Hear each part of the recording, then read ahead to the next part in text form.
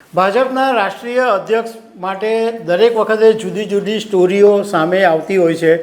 આ પહેલાં 3 મોટા નામ સામે આવેલા હતા. ભાજપના રાષ્ટ્રીય અધ્યક્ષના નામની ચર્ચા છેલ્લા 1 વર્ષથી ચાલે છે, કારણ કે 2024 લોકસભા ઇલેક્શન પહેલાં જેપી નડ્ડાનો કાર્યકાળ પૂરો થઈ ગયો હતો. પરંતુ ભાજપના ઇતિહાસમાં આવું પહેલીવાર બન્યું છે કે કાર્યકાળ પૂરો થઈ ગયા છતાં 1 વર્ષ સુધી ઇન્ચાર્જ કોઈ રહ્યું હોય અને 1 વર્ષ સુધી ભાજપના રાષ્ટ્રીય અધ્યક્ષનું નામ નહીં મળ્યું હોય. ભાજપના રાષ્ટ્રીય અધ્યક્ષ માટે દરેક વખતે જુદી જુદી સ્ટોરીઓ સામે આવતી હોય છે. આ પહેલાં 3 મોટા નામ સામે આવેલા હતા: મનોહરલાલ ખટ્ટર, શિવરાજસિંહ ચૌહાણ, ભૂપેન્દ્ર યાદવ. પરંતુ હવે એક નવી સ્ટોરી સામે આવી છે કે ભાજપ આ વખતે મહિલાઓને ચાન્સ આપી શકે છે અને મહિલા કોઈ રાષ્ટ્રીય અધ્યક્ષ બની શકે છે.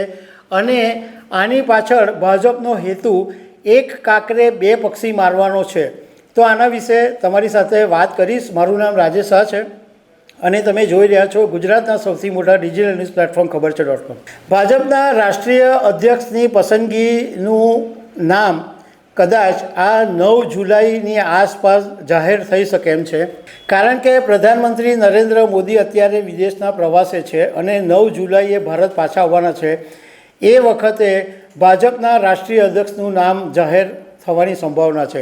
અત્યારે એક એવી ચર્ચા સામે આવી રહી છે કે ભાજપ મહિલાને રાષ્ટ્રીય અધ્યક્ષ બનાવવા માંગે છે અને એની પાછળનું લોજિક એવું છે કે એમાં એક કાંકરે 2 પક્ષી મારી શકાય એમ છે. અને આ જે ભાજપના મહિલા અધ્યક્ષની રેસમાં 3 મહિલાઓના નામ સૌથી મોખરે છે. એમાં એક નામ છે દગ્ગુબાતી પુરંદેશ્વરી. દગ્ગુબાતી આંધ્રપ્રદેશના ભાજપના પ્રમુખ છે અને 2014માં કોંગ્રેસ છોડીને ભાજપમાં આવેલા હતા. દગ્ગુબાતી છે, એમની વાકછટા એટલી જબરજસ્ત છે કે એમને દક્ષિણના સુષ્મા સ્વરાજ તરીકે ઓળખવામાં આવે છે. એમને સ્ટેજ ઉપર બોલે એટલે છવાઈ જાય એવું આ દગ્ગુબાતી બોલતા હોય છે. એમની પાસે 5 ભાષાઓ જાણે છે: તેલુગુ, હિન્દી, તમિલ, અંગ્રેજી અને ફ્રેન્ચ.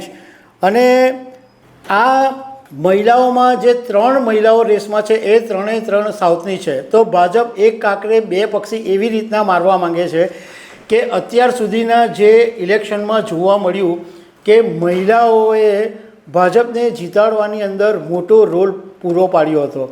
મહિલાઓની જે યોજના હતી એને કારણે મહિલાઓ ભાજપ તરફ વળી.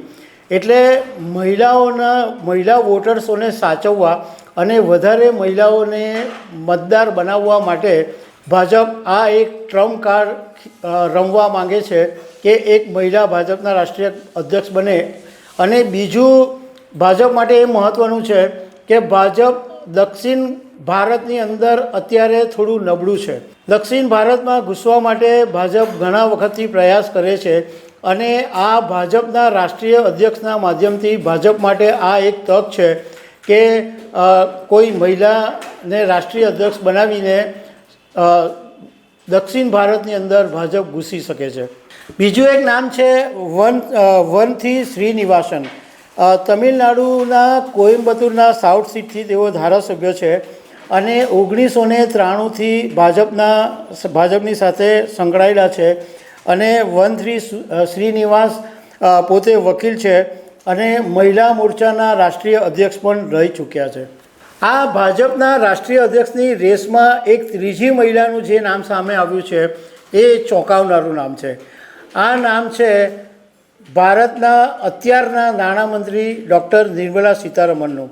નિર્મલા સીતારમણ રેસમાં અત્યારે સૌથી આગળ ચાલી રહ્યા છે અને નિર્મલાનું નામ એટલા માટે સામે આવ્યું કે એમણે તાજેતરની અંદર ભાજપના રાષ્ટ્રીય અધ્યક્ષ જેપી નડ્ડા અને ભાજપના મહાસચિવ BL સંતોષની સાથે મુલાકાત કરી. એ પછી એમનું નામ પણ ઉછળી રહ્યું છે.